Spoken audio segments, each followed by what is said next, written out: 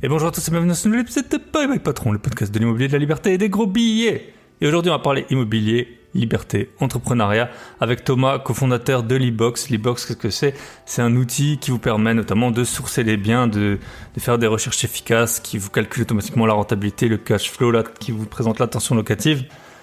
Donc c'est un outil très utile que j'avais utilisé moi-même, que j'ai conseillé aux membres du Club Invest. Donc vous le savez, Michel est mon associé et moi, on aide des personnes à acheter leur premier bien rentable au singulier, au pluriel, pour faire toujours plus de gros billets.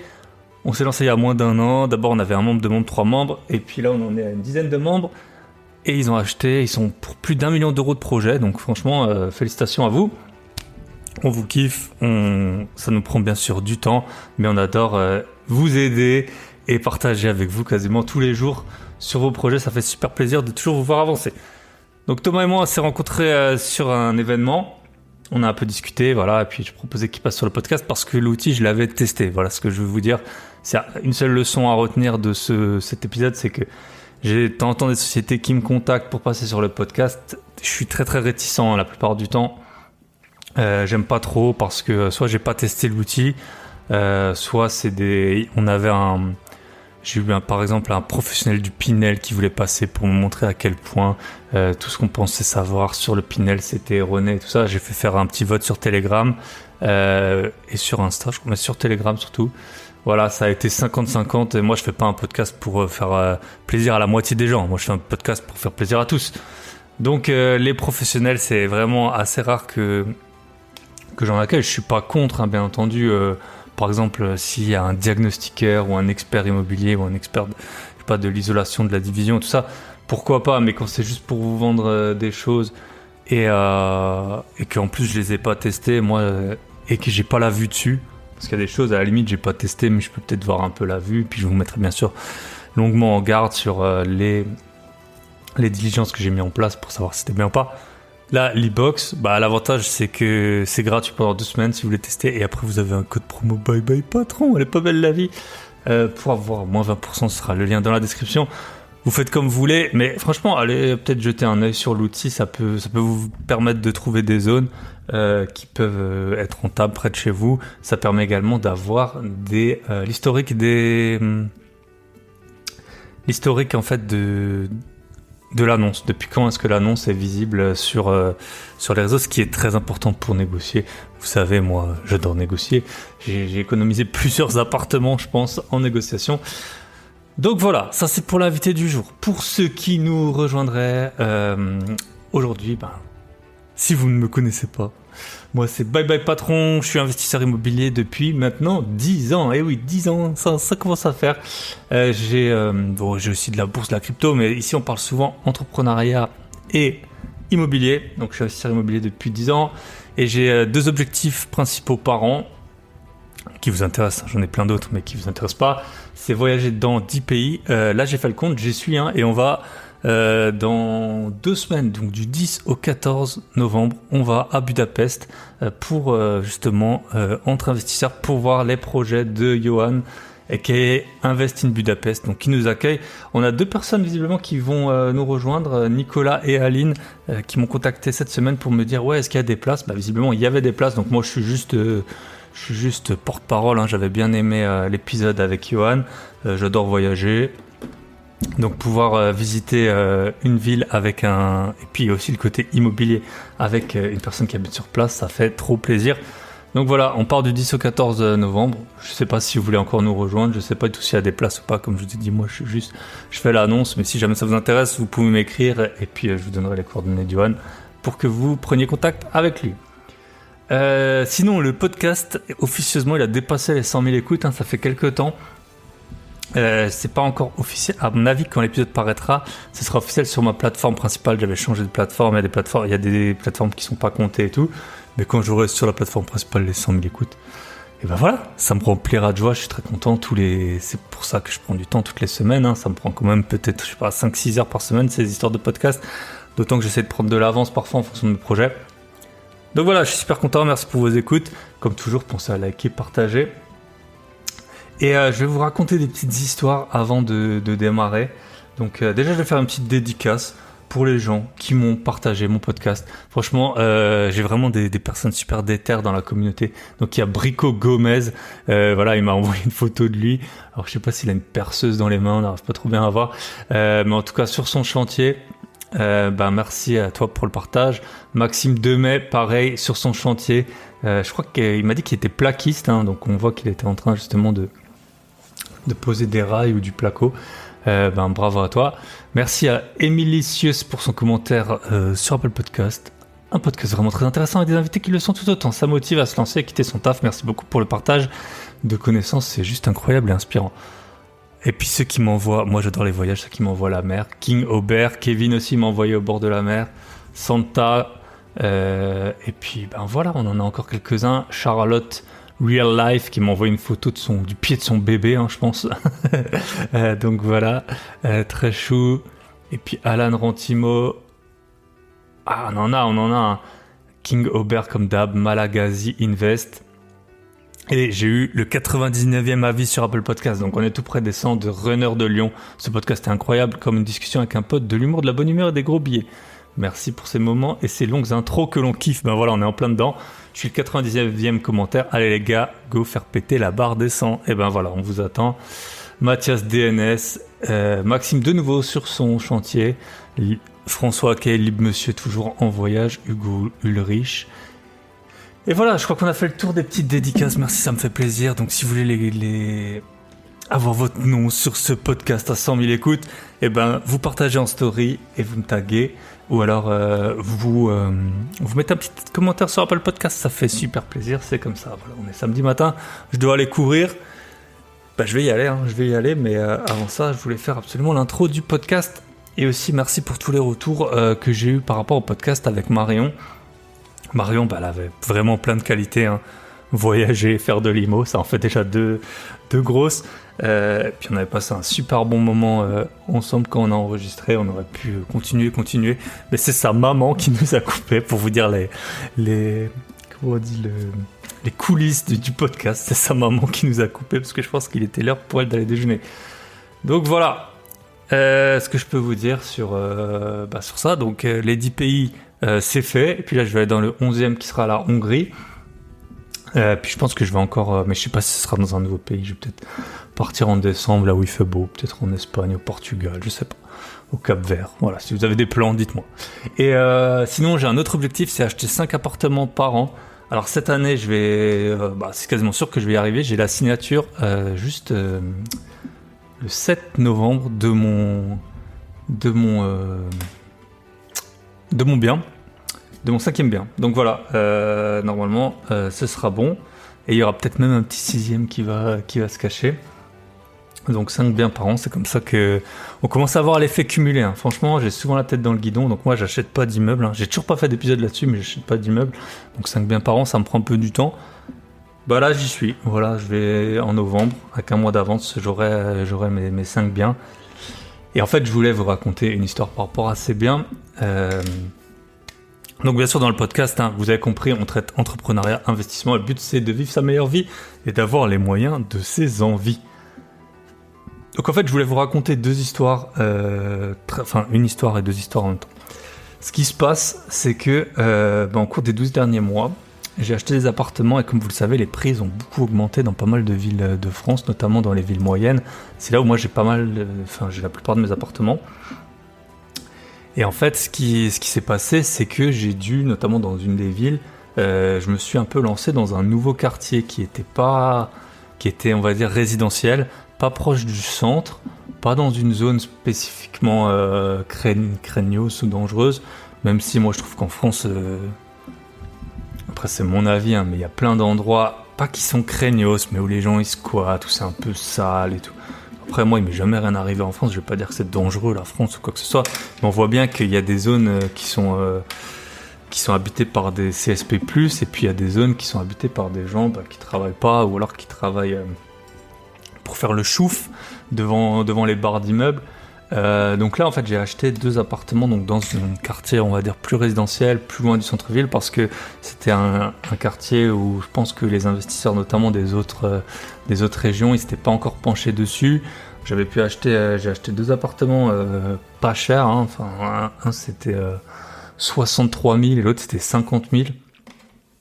Et donc voilà, c'est des appartements. Moi je dis toujours que c'est dans les appartements pas chers qu'il y a de la renta. Après il y a eu voilà, c'était des super opportunités, hein. Il y en a pas tout le temps comme ça, mais c'est à force de chercher qu'on les trouve.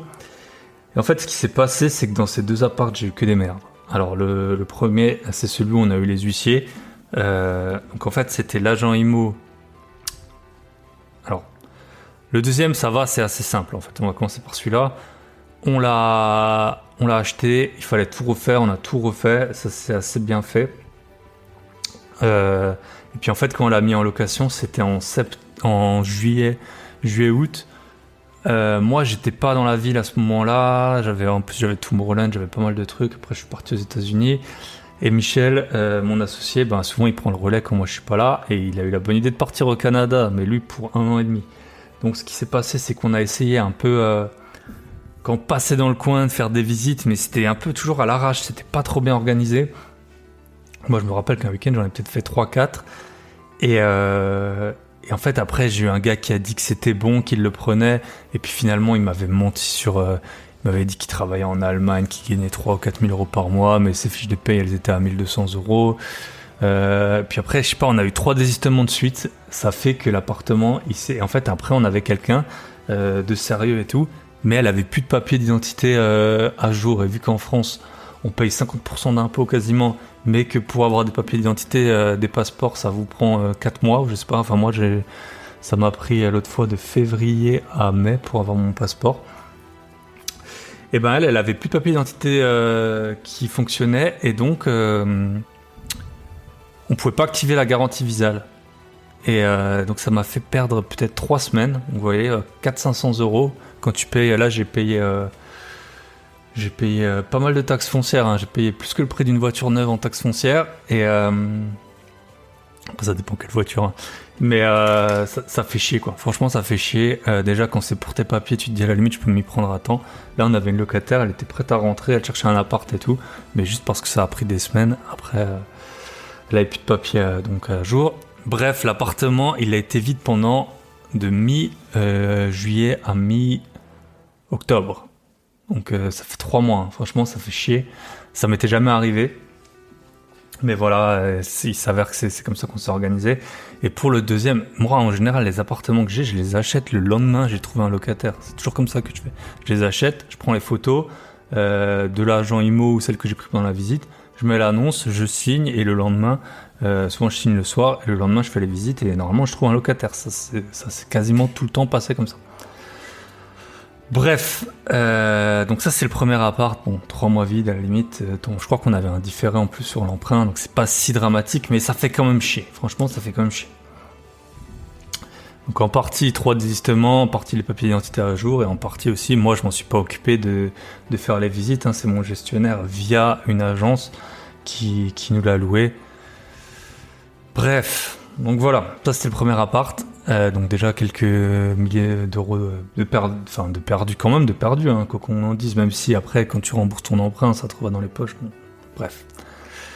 Et ensuite donc ça c'était on va dire le deuxième appart dans cette zone. En fait c'est une énorme copro, il y a un parc au milieu et tout, c'est assez sympa. Et donc on a acheté dans un immeuble puis dans l'autre, je sais pas, ils doivent être éloignés de 1 kilomètre l'un de l'autre, mais c'est la même copro. Et l'autre, c'est là où on a eu l'épisode On nous envoie les huissiers. Donc c'est un appartement, j'ai que des galères avec, alors que franchement il est bien, j'y étais. Ce qui s'est passé, donc on a signé fin décembre. Ensuite, donc ils nous envoient pas les mails et tout pour qu'on puisse payer les charges en ligne. Ils nous envoient des recommandés dans une adresse où on va pas. Bref, c'est un appart, il y avait 1 200 euros de charges annoncées par an. Pour vous dire, je l'ai acheté en décembre, donc à l'heure d'aujourd'hui, j'aurais dû au max avoir dépensé 1 200. On s'est tapé 2 000 euros de charges. Pourquoi ? Que des merdes. Le syndic, voilà, on a eu les problèmes avec les relances, on a eu le problème de ça, on avait négocié les frais d'huissier, ils ont été prélevés, c'est un bordel. On a eu on s'est tapé En fait, on a signé fin décembre, donc avec un état daté qui dit en gros, le vendeur, il doit plus rien à la copro. Et puis ça n'a pas raté, le 31 décembre régule 400 euros qu'on doit payer comme ça, parce qu'on a fait le compromis en agence. Voilà, ça va plus vite les compromis en agence. Après, ça aurait pu être en notre faveur. Là, ça s'avère que ça a été en notre défaveur. Donc, c'est un appart. Voilà. Déjà, les charges merdiques. Après, ça va se régulariser. On va dire, ça a été une année un peu insolite. Deuxième point, l'agent qui me l'avait vendu, elle m'avait dit, je vous le mets en location gratuitement. Sauf qu'on a signé fin décembre. Elle nous a mis un locataire que mi-février. Le locataire, 20 ans, il rentre dans l'appart. Bon, il veut repeindre l'appartement. Donc, putain, ça va faire une longue intro, mais franchement, c'est important, je pense, quand vous êtes investisseur, ce qui s'est passé. Il veut repeindre l'appartement, il le repeint, et puis au bout de 5 mois, il nous dit, ouais, en fait, j'ai 20 ans, mais ma femme est enceinte, c'est un T2, donc il va partir. Il nous met un motif dans le préavis qu'en fait, il a perdu son boulot, et donc qu'il n'y a que 1 mois de préavis au lieu des 3 mois. Top, moi je me dis, on récupère l'appart fin juillet, donc ça va aller. Et il s'avère que cet appartement était toujours pas loué il y a une semaine. Donc là, je fais l'intro le 29 octobre. Donc le 22 octobre, j'avais toujours pas de locataire. Donc depuis fin juillet. Donc ça faisait 2 de mes appartements. Alors forcément, quand on en a beaucoup, entre-temps, j'ai fait rentrer des locataires dans d'autres appartements. J'ai eu les LCD, il s'est passé plein de trucs. Michel, il est parti aussi à l'étranger et tout. Mais voilà, 2 appartements, ça m'était jamais arrivé. Mais voilà, c'est à force d'en enquiller, vous gérez de moins en moins bien ce que vous avez. J'avais demandé à l'agence de s'occuper de me mettre un locataire dedans. Et il s'avère que ça s'est pas fait. L'appartement, il trouvait qu'il était trop sombre, je sais pas quoi, il est au rez-de-chaussée. Bref, alors je vais vous raconter ce qui s'est passé, j'en ai eu marre, ça m'a saoulé. J'ai dit maintenant je vais m'en occuper. J'ai mis une annonce, je crois que c'était le mardi ou le mercredi. En plus moi je suis à l'étranger comme vous le savez. Donc la technique, je vous l'ai dit pour ceux qui ne savent pas, VPN, sur Mac, Safari, navigation privée, refusez tous les cookies, VPN en France avant, vous vous connectez à votre compte Le Bon Coin sur le Mac, pas sur je sais pas comment il fait sur l'iPhone, il arrive à savoir quand même que vous n'êtes pas en France. J'envoie l'annonce et après moi souvent je la paye pour qu'elle remonte. Après c'est chacun qui fait comme il veut, je la fais remonter 2 fois. Et il s'avère que donc je passais le samedi sur place. Et c'est toute une logistique, hein. Franchement, quand on n'est pas sur place, j'ai dû envoyer ma mère chercher les clés à l'agence et tout ça. Mais bon, c'était comme ça.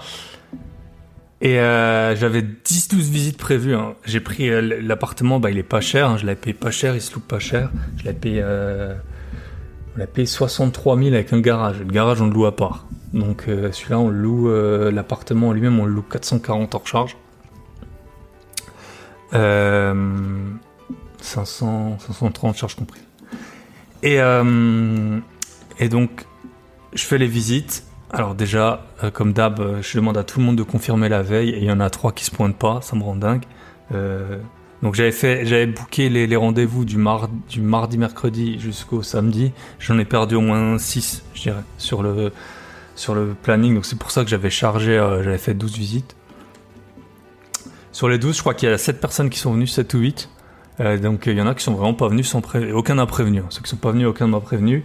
Donc c'était après quand je leur écrivais, ils me disaient ah oui je suis malade, ah oui j'ai zappé, voilà bref. Je sais pas comment ils font, je comprends mieux les rappels chez le médecin ou dans les restos pour que vous veniez si c'est comme ça. En tout cas voilà, j'ai fait visiter l'appart à 7 ou 8, je crois que j'ai fait visiter l'appart à 8 personnes. Il y en a 5 qui le voulaient, qui m'ont envoyé un dossier. C'était le samedi. Hier, vendredi, mon gestionnaire, il a fait l'entrée, l'état des lieux d'entrée de l'appartement de la locataire qu'on a choisi. Donc voilà, pour vous dire, 3 mois de vide versus Thibaut s'en occupe. En 10 jours, l'appartement, il est loué, occupé, le loyer, le dépôt de garantie, tout est bon, les dossiers, hop. Donc voilà, c'est tout ça pour vous dire que quand vous êtes skin in the game, que c'est votre argent qui part tous les mois, vous en occupez beaucoup mieux. Et les agences, franchement, mon gestionnaire, je trouve que c'est un très bon gestionnaire. Il me règle pas mal de problèmes de gestion. Mais là, la mise en loc... Après, à un moment, il me dit, et je comprends, tout le monde y a le droit, mais il me dit, oui, en fait, l'agent IMO qui s'occupe de la mise en loc, elle est en vacances 1 semaine. Mais moi, j'ai pas le temps qu'elle prenne Enfin, tout le monde a le droit à des vacances, mais j'ai pas le temps pour qu'elle prenne 1 semaine de vacances. Et moi, pendant ce temps, je paye dans le vide. Donc voilà, vous savez tout de ces 2 appartements. Après, heureusement, tous les autres ils tournent. Et puis maintenant, je pense qu'ils vont bien tourner. Les gens qu'on a dans les apparts, ils vont rester et tout ça. Tous mes apparts sont pleins à aujourd'hui. Donc voilà, je suis content. C'est comme ça que ça crache. Et en général, ouais, c'est quand même dans la vacance locative que le cash il part vite. Heureusement, on avait des différés d'emprunt sur ces biens. Bon, 20 minutes d'intro, hein, je crois que c'est le record. On est parti. Je pense qu'il y avait plus d'autres sujets que je voulais aborder. Ouais. Mais voilà, c'est mon retour en tout cas d'investisseur. Comme ça, vous l'avez. On est parti avec Thomas de l'e-box. On se retrouve de l'autre côté. À tout de suite.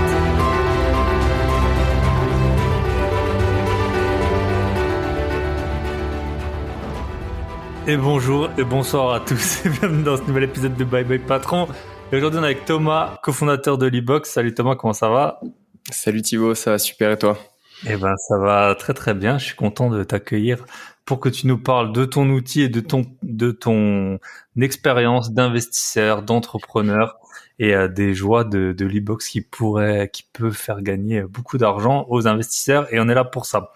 Donc on s'est rencontrés sur le salon de Bordeaux, ensuite on s'est rappelé. Si tu peux te présenter rapidement quel âge t'as, et puis ouais, j'aime bien que les invités racontent une première expérience professionnelle un peu insolite, style job d'été ingrat ou... Yes, avec plaisir. Je crois que je vais avoir quelque chose là-dessus. Moi, je m'appelle Thomas, du coup, j'ai 29 ans. Et alors, mes premières expériences professionnelles, ça a été des jobs d'été, justement, où je faisais un petit peu tout ce qui passait pour gagner un peu d'argent.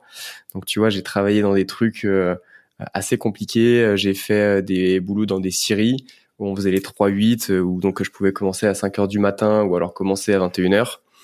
J'ai bossé dans des trucs de métallurgie aussi ou en tant que manutentionnaire et j'ai même le summum travaillé dans une entreprise où j'emballais les saucissons. Donc t'avais la totale, t'avais la chair à viande qui était mise dans les boyaux, qui arrivait dans des séchoirs et moi je récupérais ça à ce moment-là. Donc c'était les joies des boulots d'été pour essayer de faire un peu d'argent quand on était jeune. Eh ben parfait. Et tu viens de quelle région? Moi je suis lyonnais d'origine. Ok, top. Et là, t'es toujours à Lyon? Non, maintenant je suis à Paris. Okay. Je suis à Paris parce que c'est là que j'ai commencé à bosser avant de faire l'e-box. Et puis il se trouve que j'ai rencontré ma copine là-bas. Donc là, on essaye de bouger, mais c'est pas compliqué. Je suis pas le seul à décider, donc faut négocier un peu là-dessus. Et nous les hommes, on n'est pas très bons pour négocier pour les changements géographiques pas du tout en général. Et du coup, tu peux nous raconter pour quelle raison tu es là. Donc, tu es le cofondateur de l'e-box. Qu'est-ce que tu fais aujourd'hui exactement? Et puis, qu'est-ce que c'est l'e-box pour les personnes qui ne connaîtraient pas? Ouais, avec plaisir. Dans les grandes lignes, moi du coup, je suis investisseur immobilier depuis pas mal d'années. Je suis plutôt dans les immeubles de rapport. Je pense qu'on aura l'occasion d'en parler un petit peu dans la suite de l'épisode. Et en fait, avec mon associé qui est aussi mon frère pour le coup, on est investisseur et à un moment, on s'est rendu compte qu'on passait beaucoup de temps sur Le Bon Coin, sur les sites immobiliers, sur tous les autres sites qui vont bien, type l'INSEE, Wikipédia, l'Internodil, etc. Et du coup, vu qu'on est un peu issus du milieu de la tech tous les deux, on s'est dit qu'il fallait qu'on crée un outil juste pour accélérer nos propres recherches à nous, pour nos investissements perso.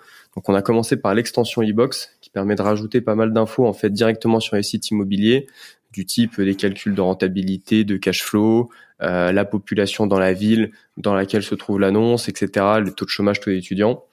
Et en fait, ce truc-là, on a commencé à en parler un peu autour de nous et ça a vachement bien marché à nos potes. En gros, on leur a montré un peu l'outil et tout le monde était super intéressé. Donc, il y a un moment où on l'a mis en ligne et puis on a vu que ça marchait super bien, que tout le monde avait un peu les mêmes problématiques. Et du coup, on a décidé de lancer la boîte, quoi, et de développer vraiment l'outil au maximum. Et aujourd'hui, l'objectif, c'est de faire vraiment l'outil tout en un pour les investisseurs immobiliers sur la partie recherche. Donc, trouver des biens rentables, trouver les villes où investir et puis analyser en quelques minutes la rentabilité et la fiscalité d'un projet.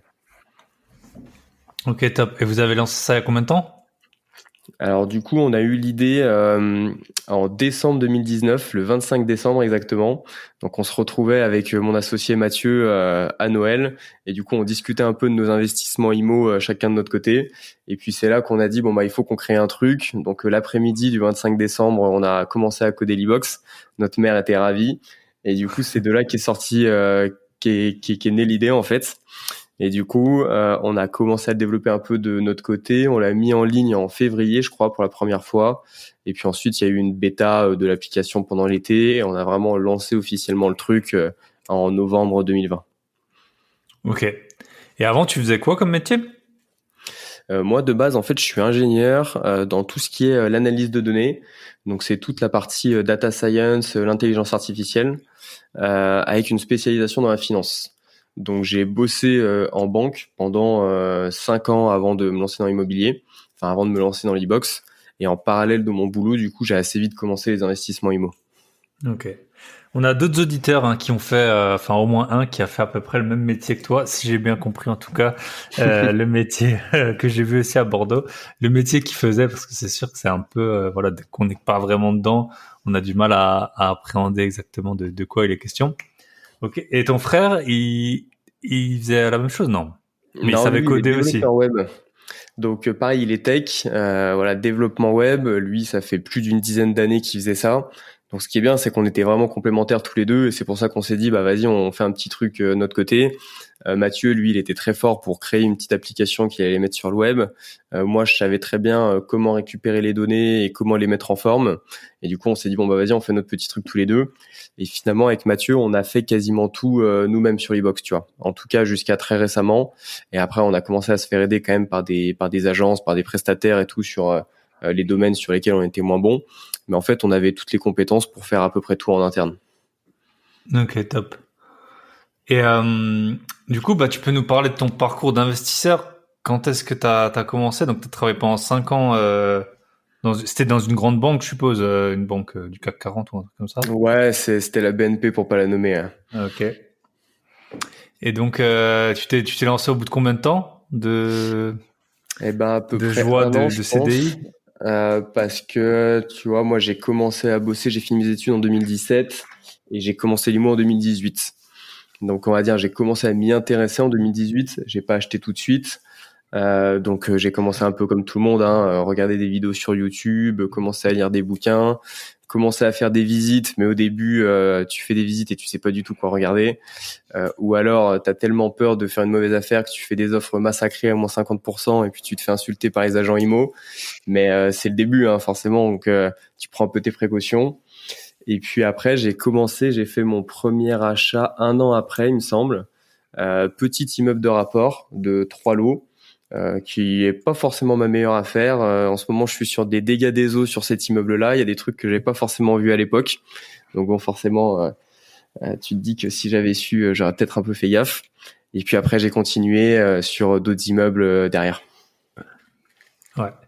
Je sais pas, en ce moment, il y a un dicton que j'aime bien, c'est quand t'es enfant, t'apprends sans faire, et quand t'es adulte, tu fais sans apprendre. Et parfois, dans l'investissement, je me dis, ouais, t'es censé tirer des leçons des choses, et puis après, bon, il y a des choses, tu fais attention, et puis il y en a d'autres, à force d'acheter des lots, et ben, parfois, t'es pas toujours non plus au top du top, et moi, j'ai Ouais, mes mais pros. c'était de moins en moins attentif, ouais. Moi, il y a des Ouais. moments où je me dis, même maintenant quand je visite un peu trop en mode touriste. J'ai pris la mauvaise habitude de dire je regarde.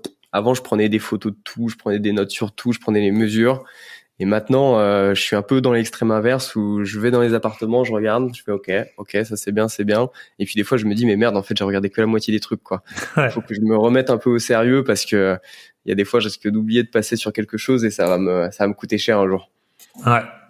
Ouais, c'est ça, quand on multiplie les opérations. Bah moi, je crois que j'en ai déjà parlé sur le podcast, mais une fois, j'avais eu un bien en off. C'était un petit appart de 25 mètres carrés. Enfin, c'est ce qu'on m'avait dit. Et puis, en fait, c'était en off. Donc, on a visité. Il n'y a pas vraiment d'annonce et tout. On fait une offre. Voilà, on négocie bien et tout. Puis, à la fin, je me dis, bah, je dis à mon associé, j'ai un associé souvent, et je lui dis, mais l'appart, il fait pas 25 mètres carrés. Il me dit, non, non, il fait moins. Et en fait, tu vois, on avait tout vérifié, on avait lu les règlements de copro, on avait regardé les décomptes de Charles, et putain, le truc le plus important, on n'avait pas regardé. Donc, Ah, et surtout que pourtant, les à agents nous deux, on IMO, ils avait ont déjà tendance acheté à au en moins 20 vouloir qu'à biens, la tu hausse, vois. ouais.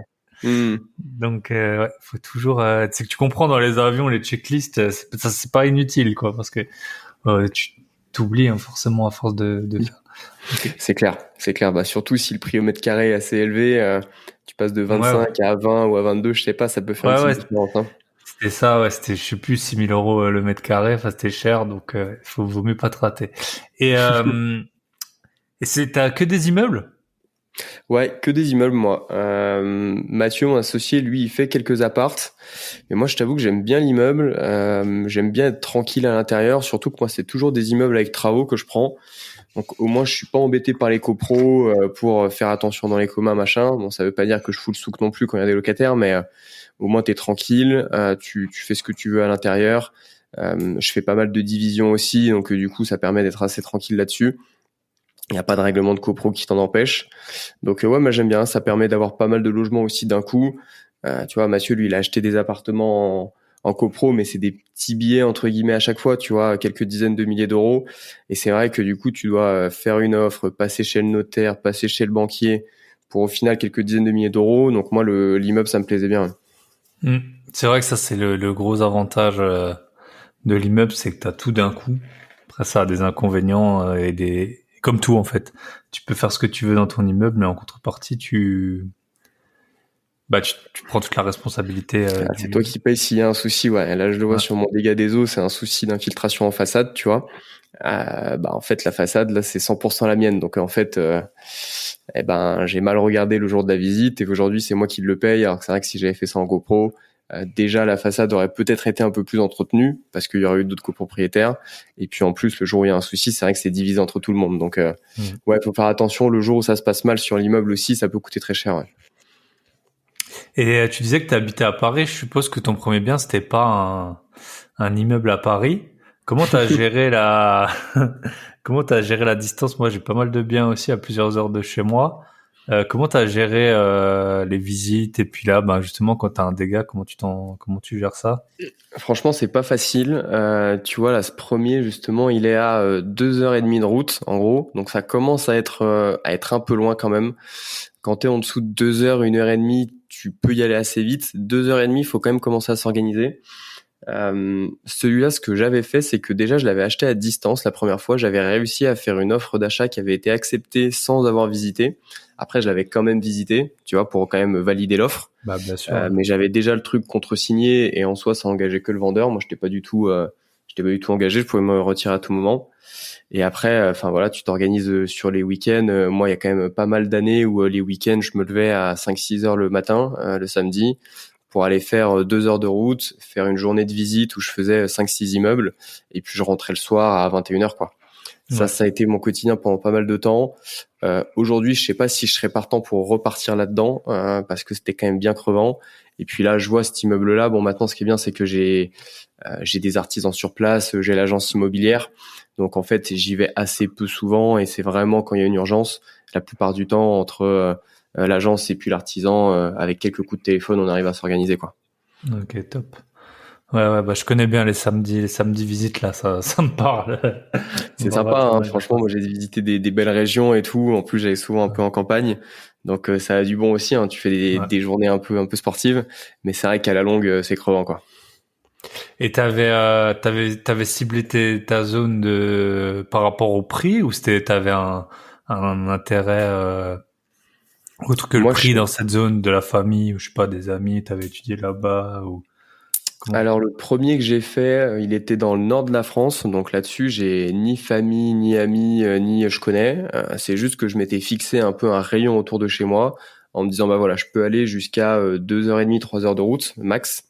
Et après dans ces zones-là, l'idée c'était juste de trouver une bonne affaire et puis de me dire j'achète dans un coin qui est pas trop déconnant, tu vois. Donc c'est ce que je faisais et c'est pour ça que je passais beaucoup de temps aussi à analyser des villes. À chaque fois tu tombes sur une annonce, elle a l'air intéressante et puis quand tu vas analyser la ville, tu te rends compte que soit c'est un village de 500 habitants, ce qui peut se faire mais il faut quand même prendre en compte deux trois trucs. Soit c'est des villes vraiment un peu sur le déclin niveau économique, donc ça c'est pas ouf non plus. Donc celui-là c'était juste une bonne affaire, une opportunité. Et ce que j'ai fait ensuite, là, je suis plutôt retourné dans le centre de la France et je suis un peu plus proche de Lyon, là où j'ai de la famille, donc c'est un peu plus facile d'accès. Je peux faire un peu d'une pierre deux coups, aller rendre visite à la famille, aux amis d'enfance, et puis ensuite, je suis moins loin de ces immeubles-là. Ok, top. Et quand tu parles de ville sur le déclin, tu regardes quoi comme critère? Tu regardes les taux de chômage, revenus par habitant? C'est quoi? Taux de Le truc locataire? principal, déjà, c'est la démographie. Ça, c'est un truc qui est quand même hyper représentatif. Si tu vois que la démographie baisse, Bon, en général, c'est représentatif que la ville est pas hyper attractive et que finalement, ceux qui ont la possibilité de partir, ils le font, et ceux qui restent, c'est vraiment les locaux. C'est souvent, il y a beaucoup de villes moyennes en France qui ont eu en fait des grosses usines passé un temps, qui employaient beaucoup et qui aujourd'hui ont vu les usines fermer. Donc en fait, il y a plus d'emplois, donc ça commence à devenir compliqué. Donc démographie, c'est super important, à minima stable, même s'il faudrait quand même que ce soit en hausse normalement. La démographie globalement en France est en hausse, donc même une démographie stable dans une ville, c'est pas forcément hyper bon signe, mais encore ça peut passer. Taux de chômage important aussi, ça veut dire que voilà, hein, il y a une activité plus ou moins économique. Même si je suis pas non plus t'as beaucoup de villes en France qui ont des taux de chômage qui sont élevés, mais qui sont pas forcément mauvaises en termes d'immobilier. Tu vois, si tu dis par exemple j'ai 25% de taux de chômage dans une ville, c'est beaucoup. Donc tu as une personne sur 4 qui a pas de boulot, mais moi je me dis aussi il y en a 3 sur 4 qui en ont un, tu vois. Donc finalement, il faut aussi réussir à faire des logements un peu de qualité pour réussir à choper ces gens-là. Tu as quand même les 3 quarts de la population qui ont un boulot. Donc ça va être le deuxième critère. Et ensuite, le niveau de vie moyen par habitant, j'aime bien aussi. Ça permet de voir un petit peu le type de travail que les gens ont en fonction de leur salaire, et ça va te permettre de voir aussi est-ce que tu peux mettre des loyers qui sont plus ou moins élevés. Donc voilà un peu les trucs principaux que j'aime bien regarder. Okay. Et puis tension locative important aussi. Ouais. Et cette tension, toi tu dois le savoir, elle est déterminée comment? Parce que je sais qu'il y a des sites qui présentent cette tension, mais et vous dans l'e-box, tu l'as la tension là. Comment on a les données par rapport à ça? Alors ça, pour le coup, celle qu'on affiche dans l'e-box, c'est pas la nôtre, c'est celle de Logservice. Donc on met le lien directement vers le site. Donc c'est ce que nous on utilisait en tant qu'investisseur IMO à l'époque. Donc là on a repris leur service et puis on les mentionne. Je connais pas les calculs exacts de ce qu'ils font derrière, mais de la façon dont ils l'expliquent sur leur site, c'est qu'ils disent eux en fait ils ont une plateforme de location. Donc tu as des propriétaires qui mettent des annonces et puis derrière ils ont aussi des locataires qui cherchent des biens. Donc, je suppose qu'ils font une espèce de rapport par ville et par typologie de biens entre le nombre d'offres qui est mise à disposition et puis le nombre de locataires qui sont en demande. Et en fonction du déséquilibre, ils vont te dire est-ce que c'est tendu ou est-ce que c'est pas tendu. Après, tu vois, il y a plein de questions qui se posent. Est-ce que Logservice, c'est vraiment représentatif du marché IMO? Moi, je connais personne dans mon entourage qui passe par eux. Hein. Globalement, tout passe par Le Bon Coin. Comment est-ce qu'ils font leur calcul derrière? Bon, globalement, quand je vois les chiffres de tension locative qu'ils mettent et que je compare par rapport à ce que moi je vois sur les villes que je connais, c'est pas déconnant. Mais c'est vrai qu'on connaît pas le calcul derrière et nous, on essaye de réfléchir à faire notre propre indicateur de tension locative aussi. Le souci, c'est qu'on n'a pas le côté demande. Tu vois, nous, on n'a pas de locataires qui viennent nous voir pour avoir des locations.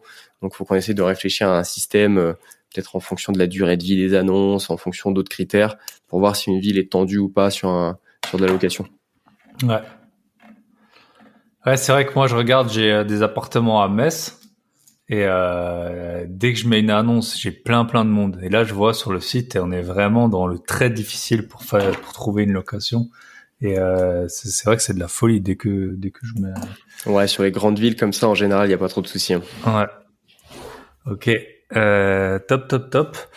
Du coup, et maintenant t'as combien de lots à peu près?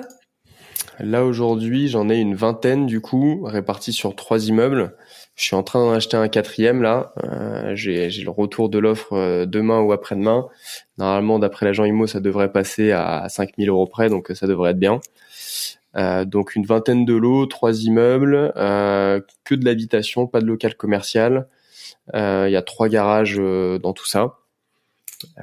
Et puis le dernier que j'achète là, c'est un local commercial et puis plusieurs étages d'appartements où je vais me relancer dans une division. Alors j'avais dit au début que j'allais arrêter les immeubles avec travaux parce que c'est quand même pas mal de boulot. Mais à chaque fois, les seules bonnes affaires que je trouve, c'est des trucs avec plein de travaux forcément. Donc là malheureusement, je suis reparti dans mon petit péché mignon quoi. Ouais. Ah après c'est toujours un peu quand on est investisseur, quand il y a un truc qu'on sait faire, c'est toujours on est partagé entre faire que ça parce qu'on le fait bien ou alors essayer de changer, puis parfois on retombe. C'est clair, ouais. Et puis les rentabilités sont pas les mêmes. C'est vrai que moi je vois les appartements, enfin les immeubles qui sont tout loués où il y a rien à refaire. Je vois les prix et je me dis putain mais je mets jamais ce prix-là dans cet immeuble quoi, c'est super cher. Alors que finalement t'achètes un truc un peu en ruine, tu le refais toi-même. bon, tu t'en tires pour beaucoup moins, même s'il faut quand même bien gérer les travaux derrière, mais je suis trop habitué maintenant à acheter à des prix au mètre carré super faibles, et quand je vois les prix au mètre carré sur des immeubles déjà rénovés, ça me fait un peu tousser, quoi. Ouais, c'est ça. Et puis les immeubles déjà rénovés, en fait, le prix, il est complètement corrélé au loyer touché. Tu peux même le calculer. Enfin, c'est souvent un chiffre rond, style 7%, 8%. Enfin, Oui, ils le vendent minimum. au rendement, ouais. Ils le vendent au Ouais. rendement. Puis après, les trucs rénovés, enfin, l'avantage des travaux, ce qui est bien, bon, t'as le côté fiscal, t'as le côté, normalement, ça te revient un peu moins cher. Idéalement, tu vois, il y a un truc euh, qu'il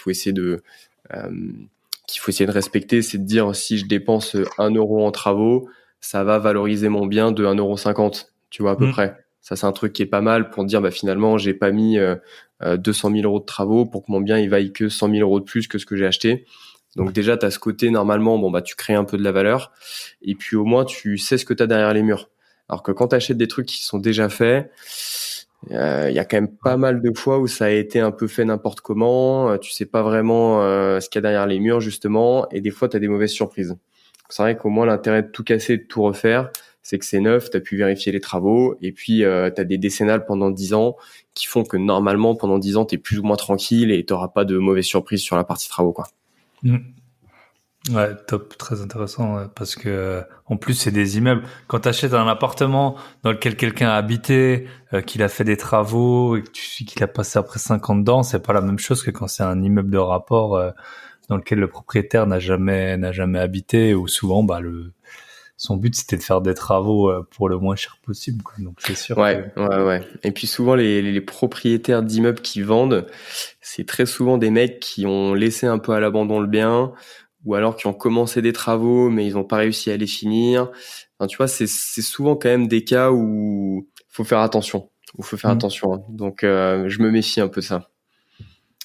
Et toi, Thierry, vu que tu fais des travaux, tu vois, c'est vrai que dans les villes pas chères, moi, enfin, souvent, je déconseille les travaux dans les villes qui sont pas chères parce que justement, les travaux, le coût, il est globalement, je trouve, enfin, plus ou moins fixe dans toute la France, alors que les prix d'achat, ils sont très variables.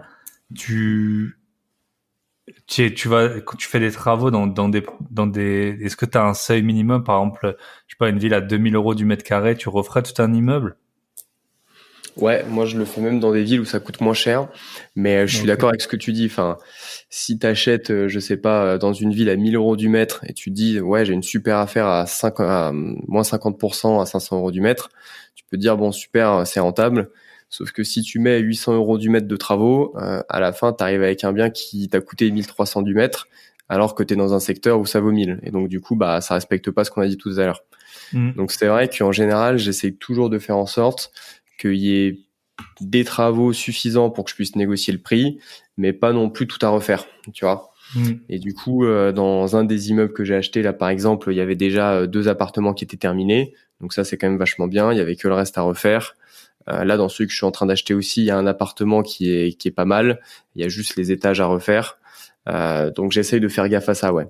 Moi, mon Mm. critère, ça va toujours être de dire, bon, si jamais je prends mon prix d'achat plus mes travaux, est-ce que je suis encore dans le marché ou est-ce que je suis au-dessus? Idéalement, il faudrait que je sois encore en dessous de la moyenne du marché pour avoir une plus-value latente le jour où je vais revendre. Mm. Ouais, top. Ouais, c'est le bon raisonnement à avoir, hein. Et puis, quand on a des appartements de petite surface, souvent les travaux sont chers. Si En plus, t'achètes ouais. qu'un appart, tu vois, donc là, c'est clair que dans les villes pas chères, enfin, en tout cas, faut faire bien attention à ça. Et c'est Ok, top. le fonctionnement de tous les marchands de biens. Ça, eux, quand t'es marchand de biens, en général, tu vas toujours dans des villes où t'es au moins à 2 000 € du mètre, justement parce que bah ils savent très bien que quand tu négocies un bien à moins 50% dans une ville à 1 000 € ou à 4 000 € du mètre, ça te fait pas les mêmes économies. Et par contre, les travaux que tu vas mettre, ce sera toujours à peu près les mêmes au mètre carré. Et donc, du coup, c'est sûr qu'il vaut mieux faire de l'achat-revente sur de la ville qui coûte un petit peu plus cher. Exact, exact. C'est comme ça, c'est comme ça. Si vous avez cette stratégie, c'est la stratégie locative, forcément, c'est différent. Ok, donc, on peut, je pense, passer sur l'e-box. Ah, tiens, t'as un objectif en tant qu'investisseur de lot ou de patrimoine en euros, brut, net, de Bah, le but, c'est revenus. d'en avoir le plus. Après, tu as toujours un peu le même objectif pour tout le monde du million de patrimoine. Donc ça, c'est toujours un peu le chiffre clé. Donc là, c'est bien, je m'en approche, très proche là. Avec le quatrième, ça devrait passer. Donc ça, c'est très cool. Et puis après, voilà, hein, continuer. Faut pas se fixer de limites, je pense. Euh, L'idée, moi, de l'immobilier, c'était vraiment de me dégager un petit peu de l'argent pour avoir une petite sécurité et puis derrière pouvoir lancer des projets comme j'ai fait avec l'e-box. Et puis te dire, même si ça marche pas, bah finalement j'ai quand même mon immobilier à côté que je peux gérer, qui me rapporte une petite rente. Même s'il faut faire gaffe, hein, parce que tous ces trucs-là, ça te fait de la rente pendant quelques années tant que t'as pas d'impôt, et puis le jour où tu te fais rattraper, il faut commencer à arbitrer. Donc c'est pas non plus éternel. Mais c'était ça mon objectif de base avec l'IMO. Là, je suis déjà à ce niveau-là. Mais après, voilà, quand t'as commencé, c'est dur de s'arrêter aussi. Ouais, c'est C'est ça, assez dur c'est de ça qui est s'arrêter. Quand tu vas compliqué. passer une bonne affaire, tu te dis, ah putain, faut que je l'achète celle-là aussi. Et puis bon, bah, t'es pris dans la spirale. Ouais. Et ouais, donc en fait, ça t'a aidé à vivre. Parce que depuis combien de temps t'as plus de salaire? Ça fait pas très longtemps, hein, je pense. Hein. Non, non, ça fait quelques mois là. Ok. Ça date de cette année, hein. Mais donc, avec ton IMO, tu t'es dit que tu pouvais tenter l'expérience, quoi. Même Ouais, sans c'est clair. salaire, t'arriverais C'est clair, c'est clair. à vivre dans cette belle ville de Paris. Euh, Pas pour très longtemps, je pense, mais bon. ok. Bah du coup, on peut passer sur l'e-box. Donc le projet, on a vu. Donc tu as présenté rapidement les. En fait, petite parenthèse, on avait un membre du club Invest, Axel, qu'on salue. Et apparemment, tu avais déjà été en contact avec lui, qui m'a appelé il y a pas longtemps et qui m'a dit ouais que grâce à l'e-box, il avait acheté une super affaire dans une ville super chère, moins de la moitié du prix au mètre carré, parce que l'e-box avait scrappé une annonce qui devait pas paraître, où l'agent IMO s'était raté.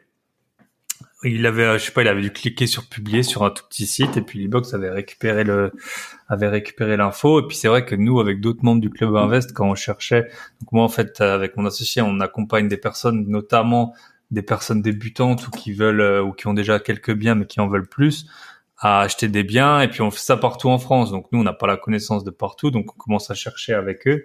Et c'est vrai que l'e-box, on leur avait conseillé, je m'en suis servi également pour calculer vite fait les rentas, surtout quand tu dois dégrossir beaucoup de secteurs. Je trouvais ça assez utile. Donc qu'est-ce que vous faites exactement? Qu'est-ce que... Ouais. Ouais, du coup, l'e-box, ça va être une application pour la partie recherche immobilière. Donc, c'est pour les investisseurs locatifs. Les marchands de biens s'en servent aussi sur la partie recherche, mais après, sur la partie analyse de fiscalité, là, on est surtout sur la partie investissement locatif. Et du coup, il y a 3 axes principaux dans l'e-box. Le premier, ça va être la recherche, où là, en fait, on va avoir notre propre moteur de recherche qui va agréger les 15 plus gros sites immobiliers, donc qui va agréger les annonces des 15 plus gros sites, qui vont toutes être réunies, dédupliquées, et qui permet de vraiment regarder sur tous les sites à la fois au même endroit. Par-dessus ça, en fait, on rajoute aussi pas mal de data. Donc, en fait, on va te calculer les rendements sur chaque annonce, les cash flows. On va te dire, bah en fait, cette annonce est dans une ville de tant d'habitants, avec tant de chômage, tant d'étudiants. On va te dire quelle est la différence de prix au mètre carré par rapport au secteur. Donc ça permet d'avoir pas mal d'infos à la fois pour se décider vite quand tu as ta liste d'annonces qui apparaît, et ça te permet aussi de faire des filtres en fait qui sont vachement précis. Donc tu vois, en fait, dans l'e-box, ce qui est bien par rapport à Le Bon Coin ou Se Loger, où globalement tu as 3 critères. Tu peux mettre la ville, la superficie et puis le prix. Là, nous, on va pouvoir te dire, en fait, tu ne veux faire des recherches que sur des immeubles dans des villes de plus de 20 000 habitants, avec un taux de chômage maximum de temps, une différence de prix de moins 10%. Donc, je ne veux que des biens qui sont au moins 10% en dessous du marché. Enfin, tu vois, tu peux te faire des recherches vachement spécifiques qui fait qu'en fait, tu n'as que des résultats qui ont quand même de grandes chances de correspondre à ce que tu cherches. En plus, tu es sur tous les sites. Et ça, en fait, c'est couplé avec un système d'alerte mail aussi qui te permet d'être informé en direct dès que tu as eu une annonce qui apparaît sur l'un des sites sur lesquels on est compatible, qui correspond à tes critères. Et moi, je me souviens à l'époque, j'avais des alertes Le Bon Coin, sauf que vu que les recherches sont super larges, en fait, je recevais 100 mails par jour. Et puis, en gros, recevoir 100 mails par jour, c'est comme en recevoir 0. Finalement, je les ouvrais pas et c'est comme si j'avais pas mon alerte. Alors que là, vu qu'on a une recherche qui est vachement plus précise, tu reçois peut-être 5-10 mails par jour et puis tu as 9 chances sur 10 que le bien corresponde à ce que tu veux. Ok. Donc ça, c'est la première partie, la partie recherche. Après, on a une partie aussi de gestion des annonces qui est pas mal. Tu vois, moi, à l'époque, j'avais encore un énorme fichier Excel où là-dedans, je mettais toutes mes annonces, où je faisais un copier-coller du lien, je mettais le prix d'achat, je mettais les loyers, je mettais les travaux. J'avais un petit calcul automatique pour la rentabilité, mais pas plus. Tout le reste, c'était quand même hyper manuel. Et ce fichier Excel, franchement, c'était une usine à gaz. J'en pouvais plus, c'était super long à remplir. Et du coup, ça, pareil, on l'a mis sur l'e-box pour que toutes les annonces puissent se gérer facilement dans différentes listes de favoris, qu'on peut personnaliser entièrement pour choisir les colonnes qu'on a envie d'afficher, etc. Et puis toutes les datas sont déjà mises sur les annonces, donc j'ai pas besoin de les recopier-coller. Et je peux même dire à quel état d'avancement j'en suis dans mon annonce. Est-ce qu'elle est en cours d'analyse? Est-ce que j'attends un retour de l'agent? Est-ce qu'il faut que je rappelle? Est-ce qu'il faut que je visite? Donc ça te permet vraiment de te faire un mini CRM en fait de tes annonces, pardon.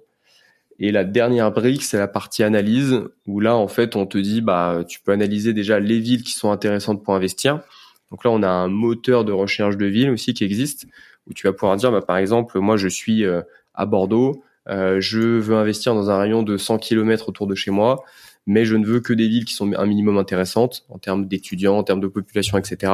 Et nous, on va te sortir toutes les villes qui sont intéressantes, et ensuite, tu vas pouvoir aller chercher des annonces uniquement dans ces villes-là. Et après, une fois que tu as l'analyse de secteur, tu as toute l'analyse de rentabilité et de fiscalité. Donc en fait, assez automatiquement, on va te calculer les rendements, les cash flows. Tu peux modifier à peu près tous les chiffres. Et puis en direct, ça va t'actualiser un petit peu tous les indicateurs clés. Le but, c'est de rendre le truc assez ergonomique et assez facile d'utilisation.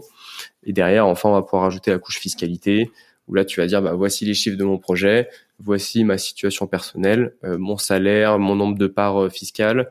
Je choisis de faire du LMNP, du foncier, de la SCI-LIS. Et nous, on va te calculer en fait un bilan comptable prévisionnel sur 30 ans. On va te dire année après année, voilà les recettes, voilà les charges, voilà les impôts que je vais payer. Ça te permet de savoir en fait à partir de quand tu vas payer des impôts et combien.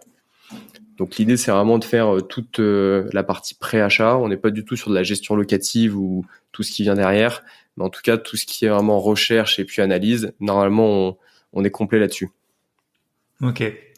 Et tu fais aussi l'historique, non, de l'annonce? On fait ça aussi, ouais. On fait ça aussi. Ce qui est vachement bien, c'est que nous, vu qu'on récupère les annonces de tous les sites tous les jours, on est capable de dire est-ce que cette annonce-là qui vient d'apparaître, elle était déjà sur le marché avant ou pas. Les agents, ils ont souvent tendance à supprimer les annonces et à les reposter pour les faire remonter en tête de liste. Et du coup, quand tu vas voir une annonce sur Le Bon Coin, tu as toujours l'impression qu'elle date d'il y a 2 semaines, alors qu'en réalité, des fois, elle date d'il y a 6 mois. Et donc ça, nous, on le sait. Donc déjà, on peut te dire quelle est la vraie ancienneté de l'annonce, vraiment la première fois qu'elle a été mise sur le marché. Et tu peux même faire des recherches sur les biens morts. Ça, tu vois, tu peux dire, moi, je ne veux que les annonces qui sont là depuis plus de 6 mois. Et du coup, ça permet aussi de faire les baisses de prix. Donc quand on voit que l'annonce est la même, mais que le prix est différent, on peut dire, là, il y a eu une baisse de prix. Donc on te fait l'historique du prix de l'annonce. Et puis ça, pour la négociation, c'est assez fort. Ok, ouais. Ouais, vous scrapez. Donc ça, t'arrives à suivre, je suppose, avec le texte. Hein, c'est comme ça que vous récupérez vous comparez le texte en fait d'une annonce à l'autre. Il y a pas mal de règles. Il y a le texte qui joue pour beaucoup, mais on va regarder aussi qui est-ce qui l'a posté, l'agence. Tu vois, il y a pas mal d'ID en fait dans les annonces, parce que le texte c'est compliqué, surtout entre les sites. Tu vois, Le Bon Coin par exemple, il rajoute une petite phrase en automatique à la fin de la description, qui est pas forcément sur les autres sites. Donc après, nous on a des algos de matching qui sont assez avancés pour dire, voilà, quelle est la proba que telle annonce corresponde avec telle autre annonce qu'on a déjà en base de données. Et c'est à partir de ça qu'on dit, voilà, c'est la même ou c'est pas la même. Ok. Et quand tu dis que tu sais qu'on peut chercher des immeubles Le Bon Coin, je pense pas qu'il ait une catégorie immeuble, non? Non, il l'a pas, mais nous on l'a créé du coup. Okay. Sur base de mots-clés, je suppose, ou de... Ouais, c'est ça. Moi, je sais qu'avant, quand je cherchais sur Le Bon Coin, je mettais dans la barre de recherche immeuble ou lot ou IDR, tu vois, des trucs comme ça. Ouais. Et du coup, là, c'est ce qu'on a fait, en fait. On a cherché un peu tous les mots-clés dans le titre. On va lire aussi les descriptions. Et en fait, à partir de ça, on est capable d'identifier si une annonce est un immeuble ou non, même sur Le Bon Coin. Donc ça, c'est vrai que c'est assez pratique. Si tu mets immeuble sur l'e-box, tu vas avoir plein d'annonces Le Bon Coin qui vont être soit des immeubles. On a mis aussi les lots, parce que ça peut être intéressant aussi, les lots d'appartements. Des fois, il y a des maisons aussi, des choses qui sont renseignées dans la catégorie maison. Mais en fait, quand tu lis l'annonce, tu vois qu'il y a plusieurs appartements à l'intérieur de la maison. Et du coup, tout ça, nous, on arrive à les identifier en tant qu'immeubles et on les met dans la catégorie immeuble de l'e-box. Ok. Ouais, top.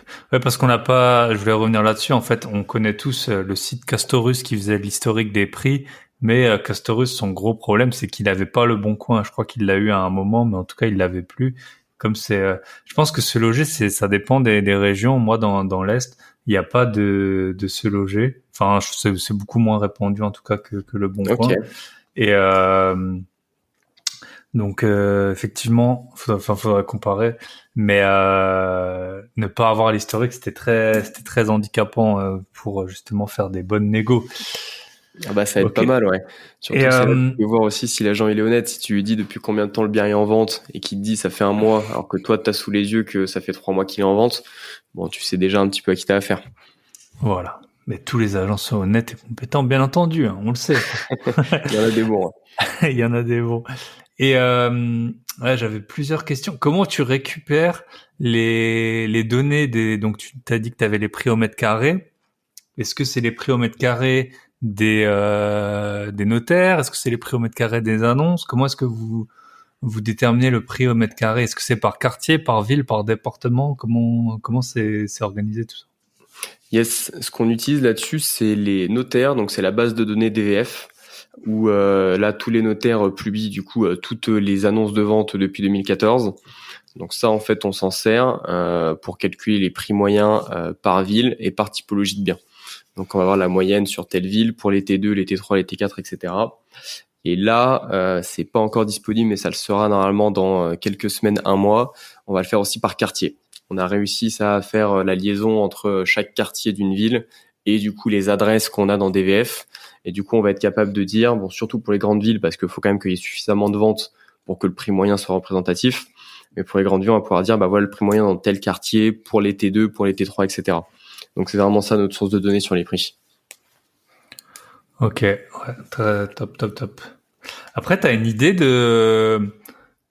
parce que moi, tu vois, j'ai habité notamment dans une ville où le marché était complètement dingue, il prenait 5-10% par an. Et en fait, tu vois, toutes les données historiques, tu trouvais, au début, quand je voulais faire des bonnes affaires, je m'étais dit, bah, je vais regarder les prix, tu vois, les prix du marché, puis je vais essayer d'acheter moins cher que ça. Sauf qu'en fait, tu trouvais jamais parce que le temps que le notaire, enfin, ça prend tellement de temps, tu vois, entre le moment où tu visites, tu fais une offre et puis tu signes. T'as une idée de combien de temps ça prend ou ça met pour se mettre à jour ces données de DVF? Ouais, ça prend 6 mois à peu près. Ça prend 6 mois. Donc c'est vrai que c'est le souci qu'on a. Ça prend même, ouais, ça dépend. Tu vois, par exemple, les notaires, ils vont publier 2 fois par an, en avril et en octobre. Donc tu vois là, au mois d'avril, par exemple de cette année, ils ont publié toutes les ventes jusqu'à fin 2021. Donc tu vois, au mois Ouais. d'avril, t'as entre 3 et 9 mois de retard pour les ventes qui ont été faites en juillet et puis celles qui ont été faites en août et en décembre, pardon. Et puis là, en octobre, ils vont republier pour le premier semestre 2022. Donc, tu as toujours un peu de Ok. retard. Et c'est vrai que pour les grandes villes, ça peut être un peu emmerdant. Donc ça, faut le prendre en compte. On essaye de voir, nous, si on peut pas faire un indicateur justement là-dessus. Vu qu'on a par contre les annonces au jour le jour, on peut essayer de Mhm. voir, bon, bah, quel était le prix des annonces à l'époque, quel est le prix des annonces maintenant. Et du coup, dire, bon, les annonces ont augmenté de X%. Ça veut pas forcément dire que les ventes vont augmenter du même pourcentage, mais ça donne quand même une indication pour dire est-ce que le marché est plus ou moins dynamique ou pas. Ouais. Ouais, c'est un bon point parce que c'est vrai que même là, depuis le Covid, il y a eu pas mal de villes moyennes qui ont beaucoup augmenté. Ouais. Et en fait, tu regardais. Alors, je sais pas si, bon, on peut les citer. Meilleurs agents, ils font des estimations. Je sais pas s'ils se basent sur les mêmes données, mais parfois tu visitais des trucs, t'as l'impression que c'était une bonne affaire. T'allais sur Meilleur Agent, c'était 20 000 euros de moins qu'elle te donnait, alors que tu trouvais jamais de la vie un bien à ce prix-là. Donc, je suppose que voilà, il y a cette latence. En tout cas, quand on est investisseur, c'est bien de le savoir. Et là, bon, les taux augmentent. On ne sait pas l'impact que ça aura sur le marché, mais si on se rend compte que le marché il baisse un peu, ben, il faudra aussi en tenir compte. Comme tu l'as dit, si on reporte en octobre les ventes je sais pas, en avril 2022, j'ai l'impression que c'était un peu la folie. Ben, ça va mettre un an à ce qu'on sache. Ouais, c'est possible, ouais, c'est Ouais. possible. Donc là-dessus, on bosse, mais c'est pas simple. Après, tu vois, tu rentres dans Ah non, mais toutes je comprends les. bien le problème, hein. Déjà, il faut avoir l'info, faut qu'elle soit fiable. Faut Hmm. pas que Parce que là, fin du premier semestre, t'avais des gens, ils mettaient des prix fous juste pour essayer. Donc, si toi, tu fais que récolter les annonces du Bon Coin, surtout celles des particuliers, bah, ça va complètement biaiser aussi tes données. Donc, Ouais, faut traiter, ouais. Et puis après, tu vois, prédire les prix de l'immobilier, il y en a beaucoup qui ont essayé, mais il y en a pas beaucoup ouais. qui ont réussi au final, hein. Non, Il y a bien trop de sûr. paramètres qui rentrent en compte et au Ouais. final, tu peux faire des à peu près, prolonger un peu les tendances et tout, mais c'est quand ça se retourne que tu vois que les modèles marchent pas trop, quoi. Quand Bah la oui. tendance est claire et que ça prend 5-10% par an, bon bah c'est facile, hein, tu tires le trait. Quand tu commences à avoir des périodes un peu compliquées comme en ce moment où tu as des villes qui normalement augmentaient pas trop, qui d'un coup augmentent, Paris qui augmentait très bien, qui d'un coup ralentit, là c'est très très dur à prévoir, quoi. Donc il y a un Mm. moment, il faut aussi la data c'est bien, ça donne vraiment de l'information quantitative, mais il y a un moment où il faut aussi voilà avoir un petit peu une connaissance de la ville et puis se rendre compte un petit peu de comment ça évolue, quoi. Mm. Ouais, c'est ça. Et tu vois, là, il y a les taux qui augmentent. Moi, j'ai visité pas mal. Là, je suis sur 2 biens en ce moment. Et il y en a beaucoup que j'ai visité où les gens, ils ont eu des refus de prêt ou alors ils étaient allés à la banque rien qu'en août. Et entre août et maintenant, les taux, ils ont augmenté. Donc, leur budget, il a diminué. Donc, tout ça, c'est un effet qui prend un temps fou, tu vois. Quelqu'un qui connaît pas, il va en août voir sa banque, il commence à regarder des maisons, jusqu'à ce qu'il ait le coup de cœur. Et puis après, il se rend compte qu'en fait, on lui prête 100 000 euros de moins. Donc tout ça, ça va impacter le marché. On sait pas, on sait pas si ça va l'impacter ou non, parce que peut-être qu'il y a des gens ils vont juste pas vendre. Donc c'est Et compliqué moi, j'arrête de. pas de le dire là en ce moment. Moi, j'avais dit depuis le mois d'août là, la fin d'année 2022 et le début d'année 2023, ce sera le meilleur moment pour faire des bonnes affaires. Ouais. Parce que là, le nombre de biens qui vont revenir à la vente avec les compromis qui vont pas au bout, t'as les taux qui montent, donc les gens peuvent emprunter moins. T'as le taux d'usure qui bloque pas mal. Et moi, tu vois, pour avoir bossé un peu dans la banque, en fait, là, les banques sont en train de prêter de moins en moins. Et en fait, les taux sont tellement bas pour eux, enfin, les taux d'usure sont tellement bas qu'ils peuvent pas mettre les taux de crédit qu'ils auraient envie de mettre. Et du coup, ils Mm. font des crédits que à leurs meilleurs clients. Donc, t'en as plein, ils se font refuser à cause de ça. En plus, ça se combine avec le HCSF qui a rendu obligatoire le 35%.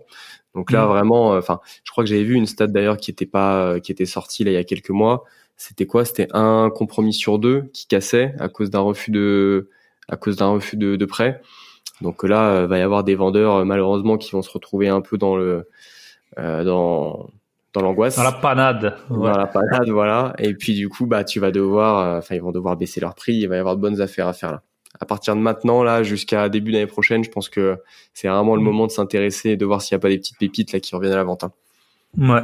Voilà. Puis si vous avez du cash, on sait jamais. Hein. Ça peut être en tout cas un argument massu si t'as une grosse ou un gros apport ou du cash Ah oui, oui, ça, pour. c'est sûr que c'est la meilleure solution d'avoir son crédit, hein, c'est de faire un gros apport, hein. Malheureusement, Ouais. la banque, elle se couvre, donc c'est sûr que Mm.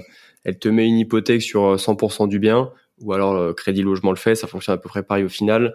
Si elle t'a prêté que 80 ou 70%, bah elle sait que même si t'as acheté n'importe comment, même si elle a du mal pour revendre, elle arrivera toujours à se rembourser. Donc le fait de mettre de l'apport, ça restera toujours la meilleure solution pour avoir un crédit, hein.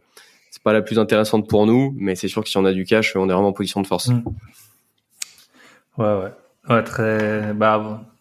C'est plein de stratégies à étudier, et puis au fur et à mesure que au début t'as pas d'argent, donc tu essaies d'investir avec le moins de cash possible, puis après tu fais des reventes, et puis t'en as, et tu sais pas trop quoi en faire, bah c'est peut-être le moment de s'en servir, hein. On verra bien, hein, tout ça. Et je me suis dit d'un point de vue opérationnel, donc on a fait un peu le tour de l'e-box. L'e-box c'est disponible sur téléphone aussi? Ouais, hein. C'est aussi sur téléphone, ouais. Alors, c'est pas une application mobile qui est dispo dans les stores. Ça, ce sera dans quelques mois aussi. Mais le site est utilisable sur téléphone. Donc, si tu vas sur ebox.fr avec ton téléphone, tu peux chercher, tu peux analyser tes annonces. On a fait ça justement là pour le salon en septembre, c'est tout récent. Et ça, on nous le demandait beaucoup, beaucoup, beaucoup, beaucoup. Parce qu'il y a plein de gens qui cherchent des annonces sur le téléphone. Et ça, du coup, c'est possible, ouais. Ok. Je sais pas si je recommanderais moi, mais tu peux t'en servir si t'as des favoris, si t'as une notif, mais sinon, normalement, les annonces, ça se ponce. Enfin, après moi, c'est ma stratégie. Je visite beaucoup, j'appelle beaucoup, je regarde beaucoup. Peut-être que d'autres ont d'autres stratégies, mais moi, parfois j'ai 2 écrans avec tous les trucs, les calculs et tout. Donc voilà. Bah ça, l'idée, c'est d'avoir tout au même endroit, tu vois. Donc en Ouais. fait, normalement, moi, ce que je fais souvent, là, j'ai pas mal d'alertes mail. Donc, je reçois un mail, j'ai une annonce qui est intéressante, je l'ouvre dans l'e-box et puis en fait, je vois tout de suite un petit peu les chiffres. Tu vois, je regarde les photos, je regarde la description, je me fais une hypothèse de travaux, je me fais une hypothèse de loyer. L'e-box me dit à quel loyer je peux louer tel appartement, tu vois. Donc, très rapidement, je fais mes hypothèses et puis en 2 minutes, si je vois que c'est intéressant, je peux appeler l'agent, tu vois. Donc ça se fait assez vite. Et puis après, quand je suis à la maison, bon bah là, je vais pouvoir me reposer dessus et puis peut-être analyser plus en détail. Mais ça permet d'être super réactif, surtout dans les villes tendues. Et là, tu vois, on n'a pas trop parlé des marchands de biens, mais les marchands de biens, ils s'en servent surtout pour ça de l'e-box. On en a pas mal qui utilisent pas du tout la partie fiscalité parce que le locatif, ils le font pas. Mais par contre, ils utilisent à fond le moteur de recherche. Et eux, ils ont envie de recevoir un mail vraiment 1 minute après que l'annonce soit sortie pour être les premiers à appeler et puis pour pouvoir choper vraiment les bonnes affaires avant les autres. Ok. Et ouais, on peut chercher jusqu'à 50 kilomètres, c'est ça, autour d'une ville? Parce que je suis sur l'appli en même temps. C'est le max, Ouais, non? 50 aujourd'hui, on va élargir jusqu'à 200. Là, on a fait un petit test sur 50 pour voir si ça fonctionnait bien. C'est tout récent, ça, cette fonctionnalité, tu vois, ça date d'il y a 2-3 semaines. Et on va faire 200 comme sur Le Bon Coin. Ok. Ah, parce que le Bon Coin, il fait 200. D'accord. Ouais, donc ça permet de pas trop changer les habitudes des gens. Après, au-dessus de 200, ça fait quand même un peu beaucoup, je trouve. Donc 200, ça paraît pas cohérent. Ça paraît pas déconnant, pardon. Ah, c'est super bien foutu, hein. Je suis là-dessus. Bon, bah, merci. Je vois les apparts, les trucs, tu vois un peu ouais. Et après, on peut trier par, tu vois, là, je fais une recherche, j'ai le cash flow par mois. Donc, j'ai mis autour de Strasbourg, donc tout est négatif. On peut faire, on peut faire un filtre sur que voilà, critères avancés. Et là, ok, tu peux mettre le rendement ou le cash flow, que tu souhaites. Ok, ouais. Non, franchement, c'est pas mal, hein, c'est pas mal. Et comment vous avez eu tout vous est venu d'un coup? Enfin, je suppose que non, mais vous avez eu des bêta-testeurs, des investisseurs qui ont essayé le truc, qui sont revenus vers vous, qui ont dit ouais, ce serait bien qu'il y ait ça, ce serait bien qu'il y ait ça. Comment ça s'est passé? Ouais, ça s'est beaucoup fait, ça continue de le faire. Au début, quand on a lancé l'outil, il était en bêta. On interrogeait beaucoup les utilisateurs. Et puis même aujourd'hui, en fait, on continue beaucoup de les interroger. On a de la chance, il y en a beaucoup qui naturellement nous donnent leurs idées. Après aussi, les utilisateurs, quand il y a des bugs, ils n'hésitent pas à le dire. Donc du coup, ça, t'as tout de suite l'info quand il y a un truc qui marche pas et du coup, on le corrige. T'en as plein qui nous donnent leurs idées. Et puis moi, assez régulièrement, en fait, j'envoie des mails à nos clients pour leur demander, bon bah voilà, est-ce qu'on peut prendre 30 minutes au téléphone pour savoir comment est-ce que vous en servez et puis savoir qu'est-ce qu'on pourrait améliorer. Donc des fois, je me demande si je les saoule pas un peu parce que je leur demande assez souvent quand même, mais on est vachement dans cette culture de feedback et d'écouter le client. Euh, Au début, nous, on a fait l'outil un peu pour un autre type d'investissement et on se rend compte qu'en fait, tout le monde ne fonctionne pas de la même façon et puis il y a un moment, il faut faire un outil qui convienne à tout le monde. Et du coup, voilà, on rajoute tout le temps des fonctionnalités en fonction des retours des utilisateurs qu'on a. Ça, c'est vachement important pour nous. Ok. Ouais, top, top. Et les serveurs, je me suis demandé parce que, alors bon, moi je suis pas dans l'IT, mais bon, là, on arrive vite un peu à s'imaginer comment vous gérez ça. Ça doit demander vraiment beaucoup de puissance de serveur, je suppose, de scraper tout le temps en continu tous les sites. Ouais. À la question, les chargeurs, comment on gère? C'est on paye, hein. Il n'y a pas trop d'autres possibilités. Donc, tu vois, nous, on est sur des solutions en ligne qui nous donnent de la puissance à la demande. Mais c'est vrai que ces trucs, ça coûte super cher. Surtout que nous, en fait, on a fait des choix techniques dans l'application euh, qui sont chers aussi. En fait, tu vois, nous, quand tu te balades sur le truc, dès que tu bouges un curseur, tout s'actualise en direct, en fait. Donc du coup, en fait, tu as des milliers de calculs qui sont faits tout le temps. Et ça, c'est vrai que ça consomme de la puissance. Donc ça coûte plus cher.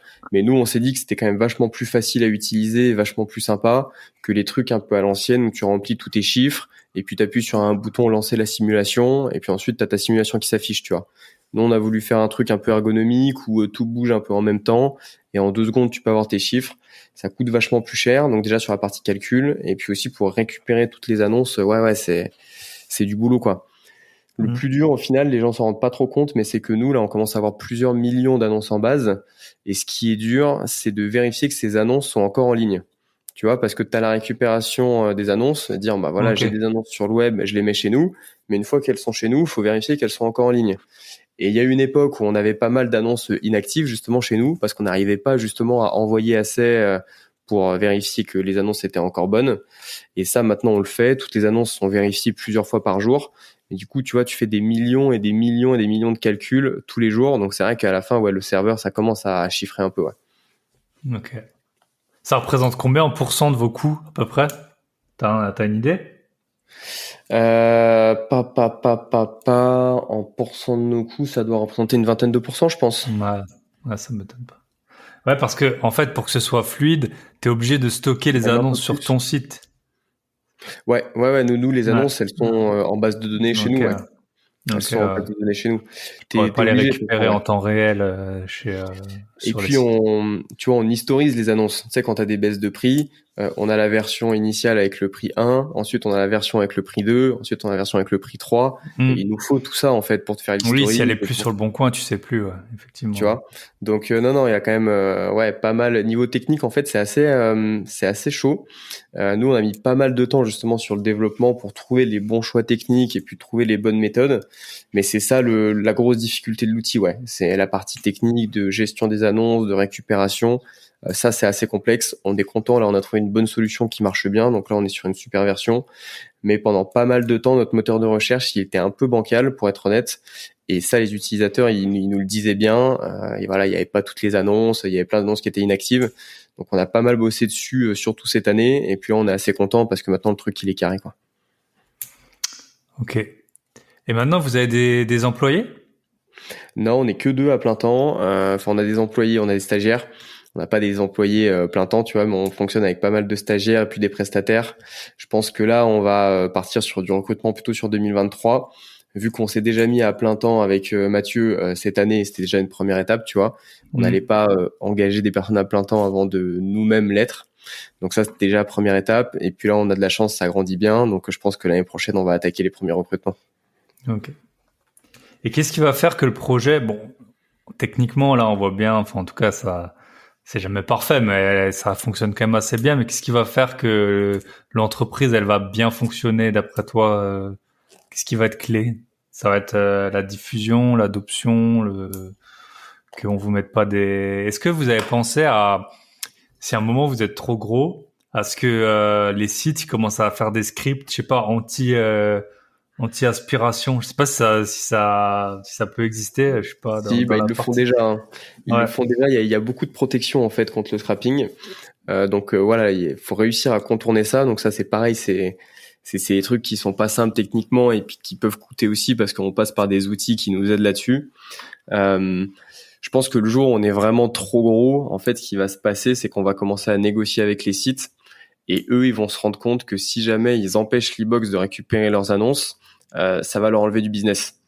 Tu vois, parce que finalement, si on s'imagine qu'un jour l'e-box est énorme et que la moitié des investisseurs IMO passent chez nous, en fait, si jamais IAD décide de ne plus apparaître sur l'e-box, ils auront la moitié des investisseurs qui iront chercher des annonces ailleurs que chez IAD, tu vois. Donc il y a un moment où si jamais on est trop gros, on va tous se mettre autour de la table et on va dire bon, ça vous coûte rien, ça vous apporte du trafic, parce que nous au final, quand tu cherches des annonces chez nous, tu as le lien vers le site source. Tu vois, tu es redirigé vers ce loger, tu es redirigé vers IAD et tu t'appelles l'agent comme si tu avais trouvé sur cette annonce-là. Donc on leur pique pas du tout de business, au contraire, tous ces petits sites-là qui sont pas trop regardés normalement par les investisseurs IMO, on a plutôt tendance à leur apporter du trafic parce que là du coup les investisseurs regardent. Et si on est trop gros, je pense qu'on négociera et puis que tout le monde sera conscient qu'en fait il vaut mieux qu'on travaille ensemble et que avoir une plateforme agrégée avec toutes les annonces, c'est loin d'être déconnant. Ouais. Et petit point pour les investisseurs de l'Est, c'est beaucoup plus compliqué hein, chez nous, l'Alsace-Moselle, de scraper les notaires je sais pas s'ils conduisent plus leur Audi Q8 ou leur Porsche Cayenne, mais en tout cas, ils ont pas le temps d'uploader les données sur DVF, en tout cas en Alsace-Moselle. Ouais, je tentais que tu allais me la poser celle-là. C'est vrai que du coup, il n'y a pas d'VF dans cette région. Donc là, ce qu'on Je sais fait, pas si c'est c'est lié qu'on au va... droit local ou je sais pas d'où Ouais, ça c'est ça, vient. ils sont pas sous le même régime. Et du coup, là, ce qu'on fait, c'est qu'on va récupérer les infos directement sur le site Immonotaire, donc qui normalement utilise les mêmes données. Mais c'est vrai que du coup, sur cette partie-là, on n'a pas les ventes une par une, quoi. Donc c'est un peu chiant. Ok. Je crois qu'ils vendent les données. Donc il y a peut-être un jour où on va se dire bon, on les achète. Quand on aura plein d'investisseurs qui viennent de l'Alsace-Moselle, on se dira bon, allez, on met un petit billet pour avoir les données là-bas. Ouais. Et là, pour le moment, on va récupérer les prix. Mais du coup, ce qui est un peu relou, c'est qu'on peut pas avoir l'historique dans le temps sur ces régions-là. On va avoir le prix à aujourd'hui, celui qui affiche Immonotaire, mais on va pas avoir l'historique dans le temps. Donc ça, c'est un peu dommage. Voilà, il y a un jour, il faudra qu'on trouve une solution pour cette région. Je pense que la meilleure solution, c'est que les investisseurs allaient dans les autres régions et puis vous pouvez nous laisser les biens à nous dans ce coin-là. Ok. C'est une solution. Voilà. C'est le gros, tu sais, les délais d'initié. Ben moi, j'ai une activité dans la finance. Si après l'e-box c'est gros, tu pourrais commencer à un peu biaiser le logiciel dans les villes où toi t'as des immeubles pour les vendre Putain, plus oui, cher. tu vas loin là, tu vas loin. Ouais. Ah ouais, c'est chaud. Bon, moi je conseille toujours et je continue de le dire de regarder toujours plusieurs sources de données. Tu vois, aujourd'hui, si tu regardes les prix sur Meilleur Agent, c'est pas les mêmes que les prix sur la Cotimo, c'est pas les mêmes que sur Immonotaire, et c'est pas les mêmes que sur l'e-box non plus, parce que chacun analyse les annonces à sa façon. Donc moi, je conseille toujours de continuer à faire ça. Donc si un jour il y en a un qui décide de biaiser le marché, au moins tu le vois, tu vois, il va se décaler des autres et au moins t'es sûr de pas faire de conneries. Et si vous préparez vos dossiers bancaires pour les biens que vous avez déjà, allez sur tous les sites jusqu'à avoir la meilleure la meilleure évaluation. Ok. Ça marche bien, ça aussi. Ouais. Et du coup, on va juste faire, avant de conclure, pour les questions de la fin. Donc, t'es mon premier invité qui propose ça. Si vous passez par mon lien, ben je pourrais rouler en Audi Q8 comme les notaires et Thomas aussi. Non, du coup, il y a une promo moins 20% si on passe par le lien. Mais qu'est-ce qu'il y a dans les différents types de forfaits? Tu peux les présenter rapidement? Ouais, on a 3 types de forfaits, basique, essentiel, expert. En gros, donc il y a la grille tarifaire sur le site avec vraiment chaque fonctionnalité et un tableau qui dit dans quel forfait il est. Mais dans les grandes lignes, la formule découverte, enfin la formule basique, va donner accès au simulateur de rendement et de fiscalité. Ensuite, quand on va passer sur le essentiel, on va avoir le moteur de recherche avec ça. Et puis quand on va aller sur la formule expert, qui est utilisée surtout par les multi-investisseurs et par les pros de l'IMO, parce qu'on a beaucoup de chasseurs immobiliers aussi qui utilisent l'e-box. Là, on va avoir quelques options avancées qui sont pas mal, type les alertes email en direct. Tu vois, quand on est dans le essentiel, on les a que 2 fois par semaine. Donc, pour être réactif, ça c'est bien. On va pouvoir intégrer du différé de crédit aussi pour les simulations fiscales. Et on va pouvoir avoir aussi l'export PDF. Ça, on n'en a pas parlé, mais en fait, tu vois, dans l'e-box, ce qui est bien, c'est qu'on a plein de data, on a plein de visualisations, plein de graphiques. Et en fait, on te met tout ça dans un rapport A4, exportable en PDF, qui est beaucoup utilisé pour les dossiers bancaires. Et ça, cet export PDF, c'est plutôt dans le dernier abonnement, le expert. Donc voilà dans les grandes lignes ce qu'on a dans les différentes formules. Okay. Et avec ton lien, du coup, c'est moins 20% sur tout et c'est à vie. Donc c'est quand même pas mal. Soit on clique sur ton lien, soit même on renseigne le code Bye Bye Patron au moment de l'inscription. Ça marche pareil. Et ça permet d'avoir moins 20% la prochaine fois que les gens s'abonnent. Ok, top. Et je vous dis, hein, il y a quelqu'un... Après, voilà, on s'est contacté, on s'est rencontrés. L'outil, moi, je l'avais déjà testé. On n'est pas là pour... je suis pas là pour faire venir n'importe qui sur le podcast. Hein, sinon, ça ferait bien longtemps qu'on aurait eu des invités de tout genre. Hein. Notamment un invité qui veut me présenter le Pinel, que j'ai gentiment... les avantages du Pinel que j'ai gentiment refusé pour le moment. Ah, ils sont coriaces, ceux-là. Moi, j'ai ma banquière qui m'avait demandé ça une fois. Quand elle a vu que je faisais pas mal d'investissements, elle a dit oui, monsieur Cornu, vous devriez voir pour en faire du Pinel, vous payez beaucoup d'impôts et tout. Et puis moi, dans ma tête, je me disais, bon, c'est vrai que le Pinel, j'ai toujours un peu dit que c'était pas rentable, mais j'ai jamais étudié vraiment le truc en profondeur. Donc du coup, je me suis dit, bon, je vais voir avec un mec qui est expert là-dedans, comment est-ce qu'il le vend et les chiffres qu'il propose, quoi. Et donc j'avais fait une visio avec un mec expert là-dedans qui m'avait présenté un projet avec des chiffres. Et franchement, ça confirmait ce que je pensais, quoi. C'est t'achètes 50% plus cher que le prix du marché. T'as des rentas qui sont super basses. On te vend une carotte fiscale, mais derrière tu vas payer plein d'impôts sur tes loyers. Ouais, ça a confirmé ce que je pensais, quoi. Bon, après il y en a qui arrivent à faire des Pinel rentables en faisant de la construction. Je crois que c'est une méthode qui marche bien, mais sinon ouais, c'est compliqué quand même. Et je pense que la construction, ça a changé. Enfin, avant, tu pouvais faire des maisons. Ouais, je connais pas bien le système. Ouais, il y avait Mais une avant, tu histoire, pouvais fallait en faire faire des une ou maisons et deux. maintenant, t'es obligé. Je sais plus. Ouais, non, mais j'avais Ouais. entendu parler de ça aussi. Je suis pas expert, mais il y avait une astuce. Ouais, je sais pas si ça existe Mm. encore. Je crois que ça a changé justement pour que ce soit. De toute façon, les bons plans en général, ça dure pas très longtemps. Oui, après l'État se rend compte que trop de gens sont allés dessus, Ouais. et du coup, il serre un peu le vis. Mm. Et même aujourd'hui là, alors je sais pas du tout si ça va passer ou quoi, puis je sais pas exactement quand l'épisode va être diffusé. J'ai lu un truc que peut-être, enfin ils ont en tout cas dans le viseur les taux réduits d'impôt sur les sociétés pour les SCI à l'IS. Je sais pas si ça va se faire ou pas. Ça sera un long processus, mais tu vois c'était un peu une des possibilités qu'on avait et puis d'avoir le taux réduit jusqu'à 38 000. Je crois que c'était 38 120 euros. Puis visiblement ça commence un peu à sentir le roussi, donc on verra Ah, bien. ils veulent l'enlever, ça? Ah merde, c'est con. Ouais, ouais, ils veulent pour les sociétés à prépondérance immobilière ou je sais pas, c'est pas encore fait, mais en tout cas quand d'un coup c'est de toute façon dès que c'est pas trop immoral de taxer un truc en général ça tient pas très longtemps. Ah, c'est dommage, là, tous ceux qui ont créé 8 SCI avec un immeuble dans chaque pour rester à 15%, bah là, du coup, il y a plus trop d'intérêt, ouais. Ouais, non, t'as plus d'intérêt à avoir ça. Bah écoute, c'est pas encore fait, c'est pas encore fait. Ouais, bon, profitons tant que c'est encore Voilà, possible, et puis on verra après, hein. bien Faut sûr. pas trop anticiper les problèmes non plus. Non, c'est exactement ça. Ok, question de la fin. T'es en forme? Yes. Est-ce que tu peux nous raconter ou nous partager la principale leçon que tu as pu tirer justement de ces 3 années où en fait t'as eu 3 boulots. C'est ça? T'as eu ton boulot. Ouais, exactement, ouais. Ouais. Exactement. Bah, boulot en CDI, boulot d'investisseur IMO, boulot d'entrepreneur. Donc c'est vrai Heureusement que qu'à Paris, ils commencent à bosser à 10h30. Donc comme ça, au moins, t'as le de temps le quoi? matin.